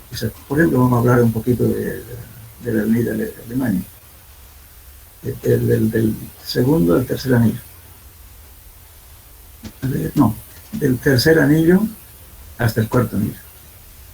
Y por ejemplo hubo un problema serio porque justamente había, por el canal que se hizo, ascendió el nivel freático.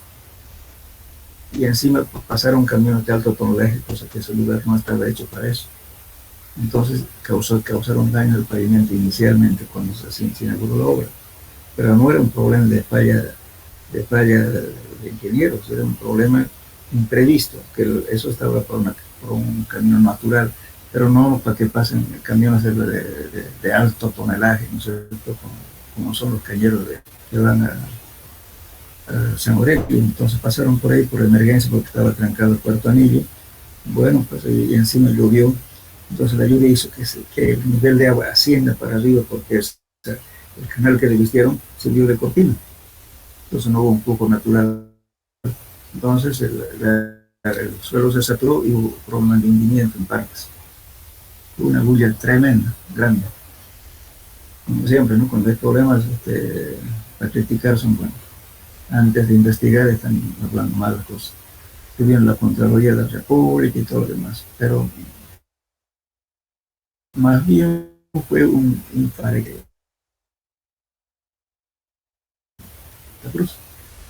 Entonces determinó que justamente eran otra vez los sondeos, nosotros habíamos hecho el estudio, y se hicieron unos sondeos en el cual determinamos que el verde bien ascendido a 40 centímetros de la superficie. Entonces el suelo está trabajando totalmente saturado. ¿Por qué? Porque justamente el flujo del agua debido al canal no era la misma. Entonces se tuvo que enmendar la cosa. Se construyó justamente un dren francés, una especie de canal en el medio de la vía derecha, y con una cierta pendiente, y cada cierto trecho había ahí hasta ahora, hay un tubo perforado que están captando el agua y están evacuando el agua al canal. Entonces el agua sube hasta ese nivel de donde está el dren francés, y de ahí con tuberías se le está transfiriendo el agua al canal. Esa fue la solución, y luego se volvió a reparar el pavimento, donde ya tiene más de 20 y tantos años.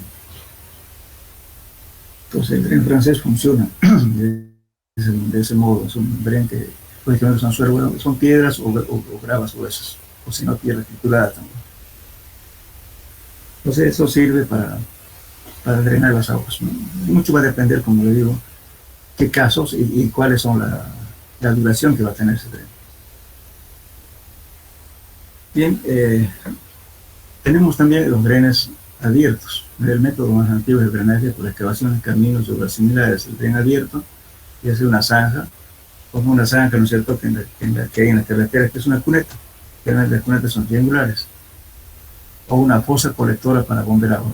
O bien se hace una serie, digamos, de sistema de dren con tubos, se hace una fosa y luego se levanta, o sea, se eleva a mayor altura y se bota mediante la bomba. Ahora, ustedes conocen una estación de transferencia, lo que tiene Sabapac.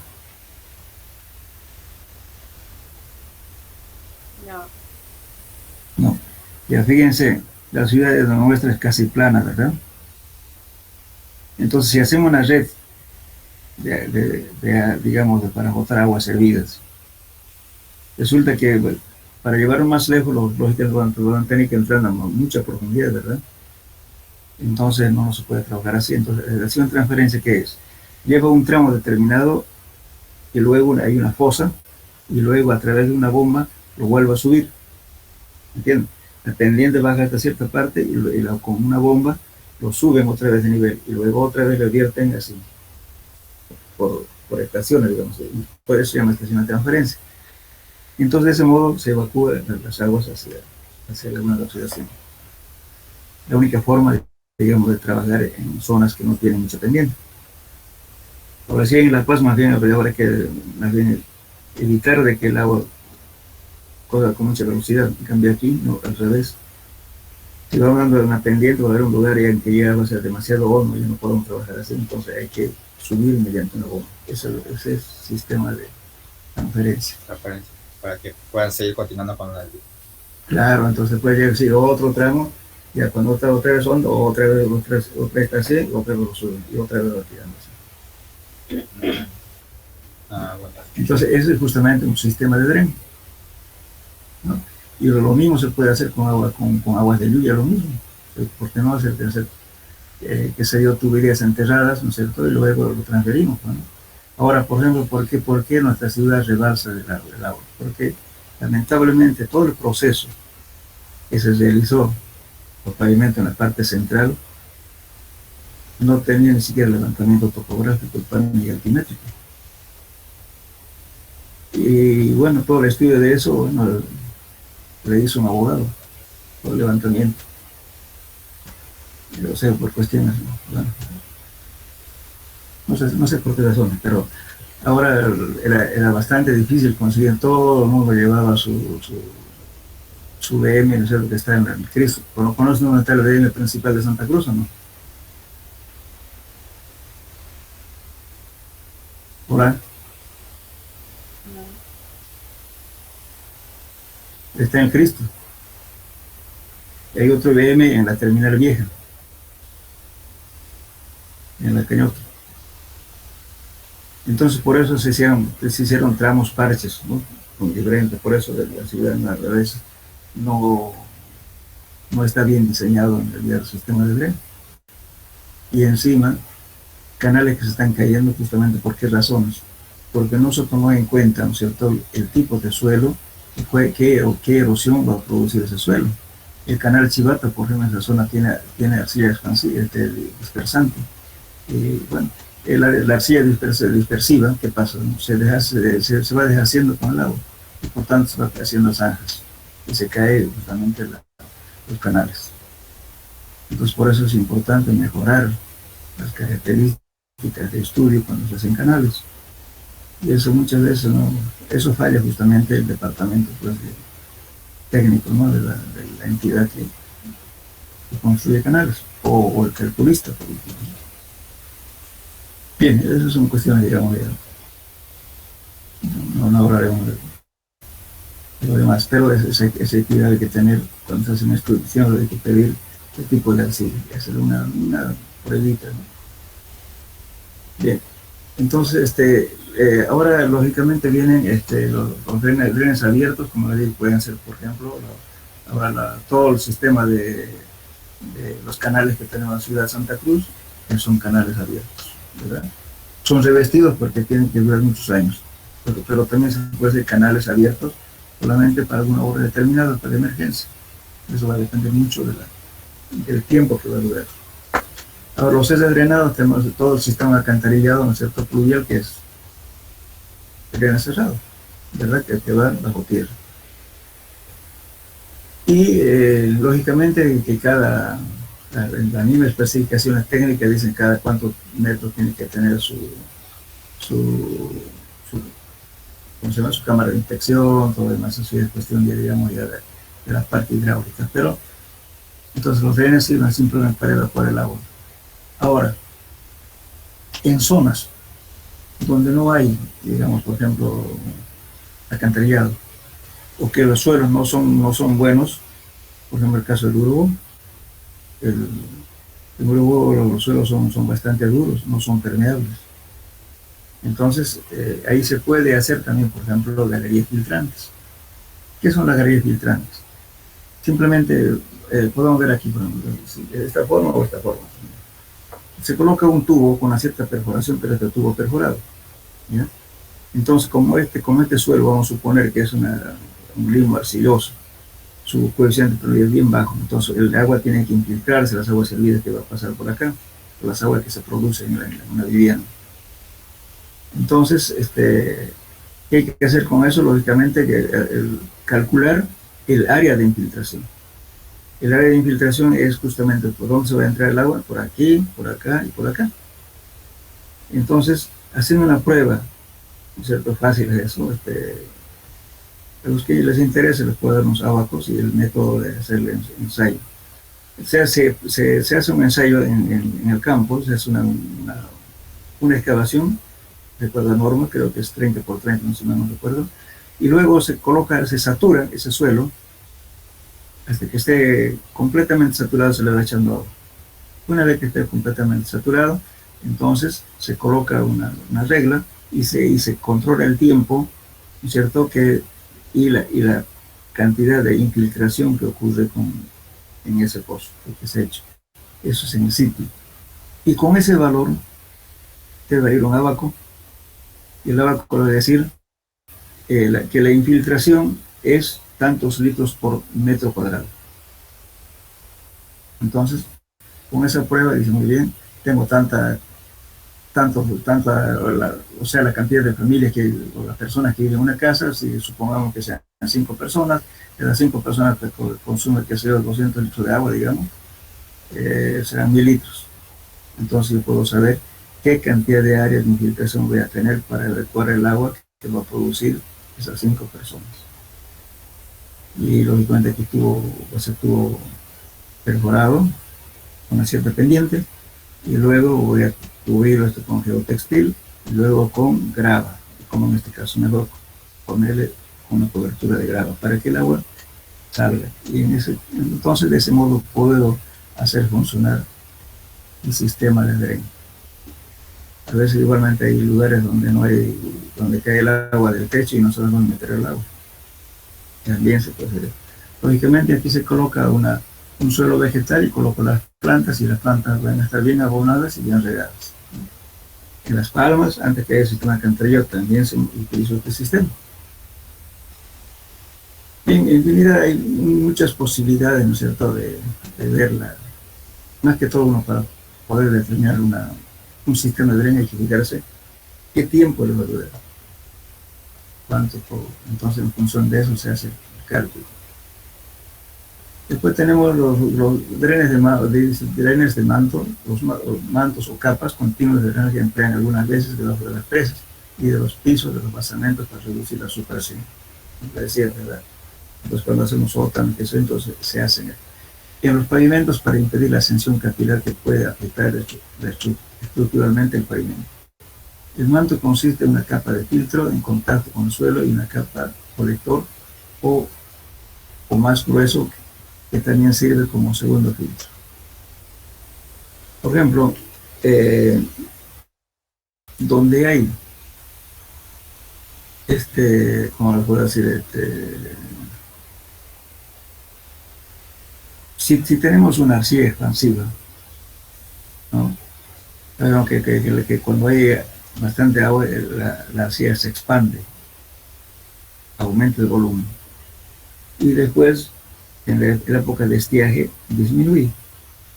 Pero esa deformación no es igual ya a lo que subió, sino siempre hay un valor remanente, y por tanto, con el tiempo, esa carretera va a quedar totalmente ondulada. En esos casos, ¿no es cierto?, se puede determinar la presión de hinchamiento y colocar el peso que contrarreste la presión de hinchamiento. ¿Entienden? O sea, se hace.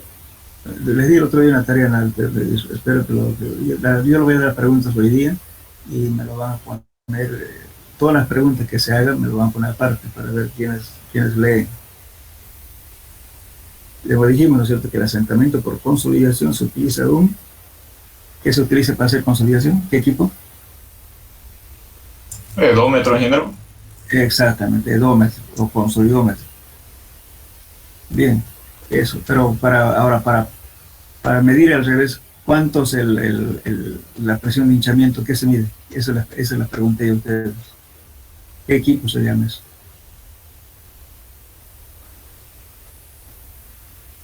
Yo no lo voy a decir, lean. No, me lo van a poner, hoy lo voy a mandar las preguntas ya del primer tema, para que ustedes vayan resolviendo, y las preguntitas que les estoy haciendo me lo ponen aparte. ¿Me entendieron, no?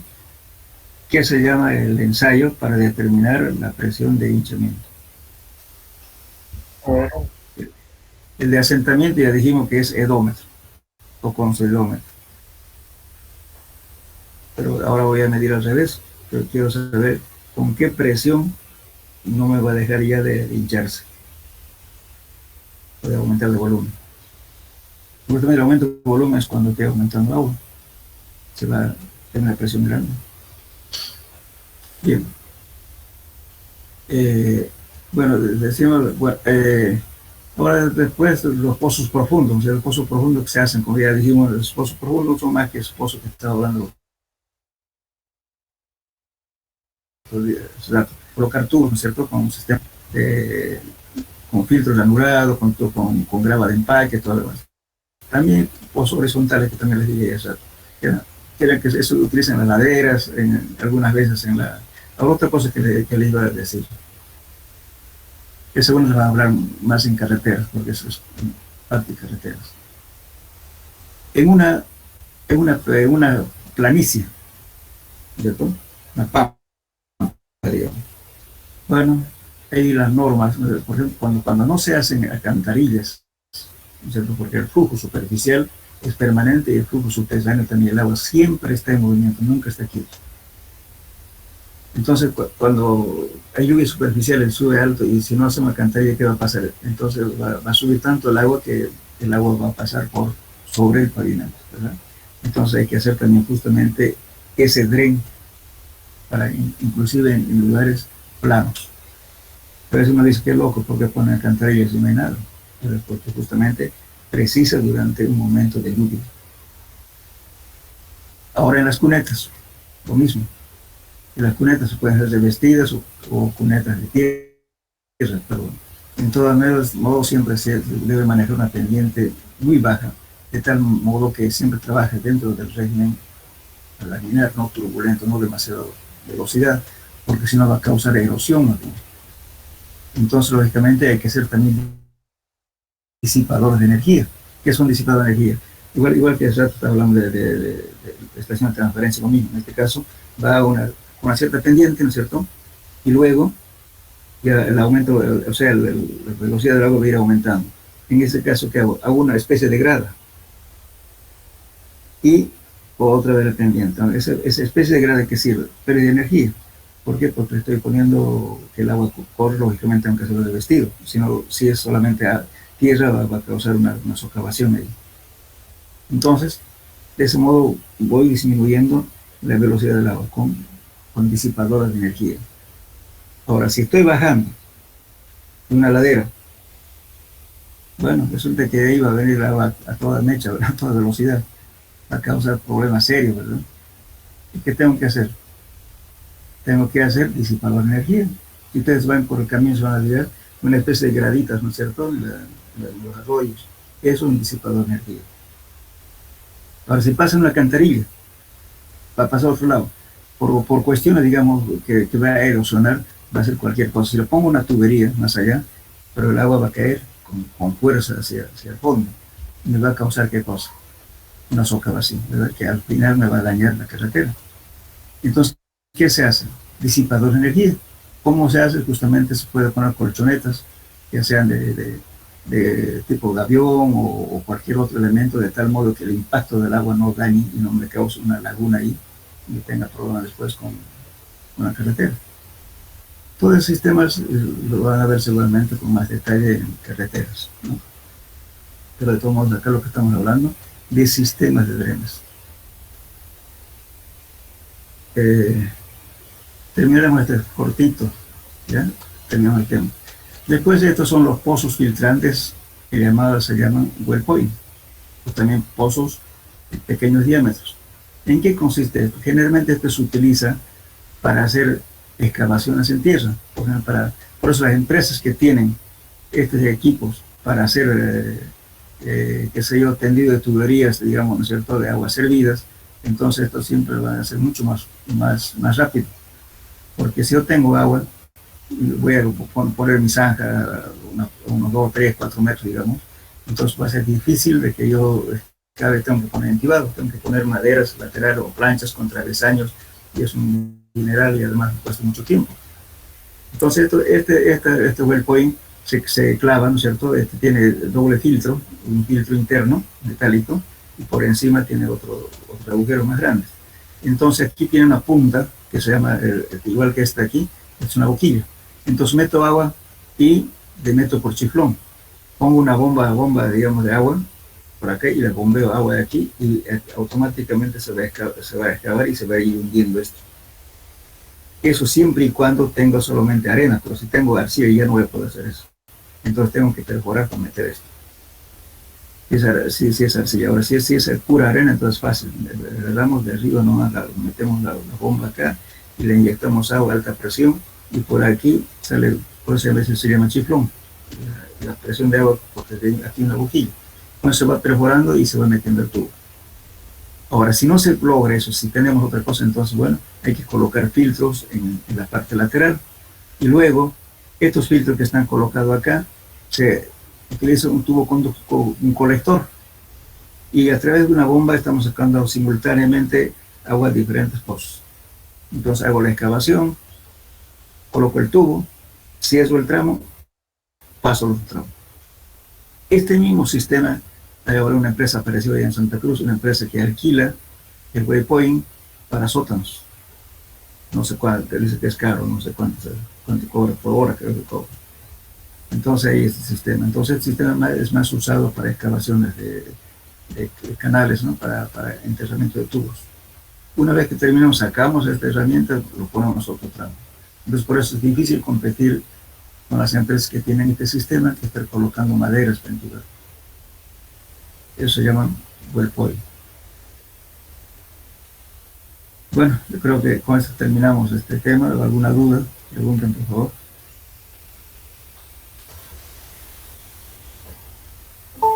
Hola. Ingeniero, en el caso de las características de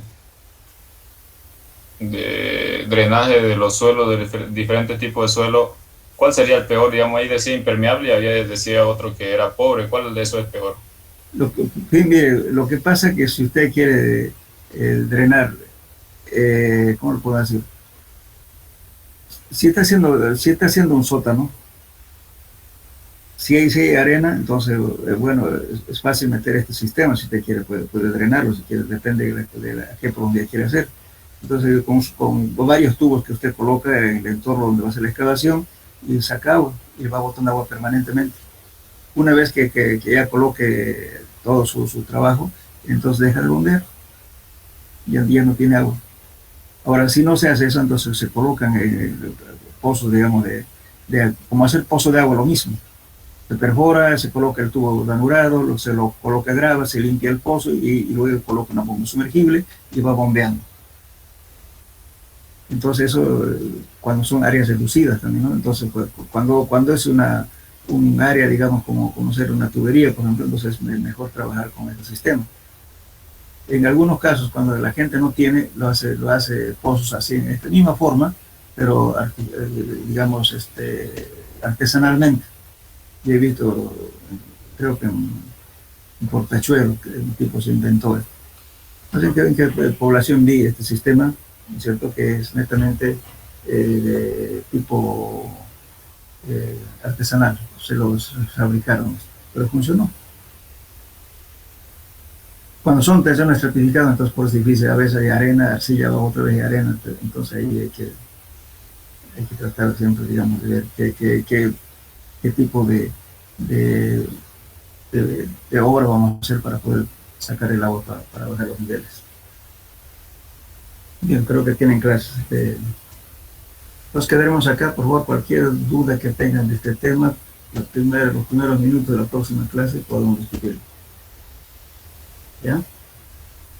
Bueno, quedamos eso. Hasta luego, jóvenes. Hasta luego, ingeniero. Hasta luego, ingeniero. Hasta luego.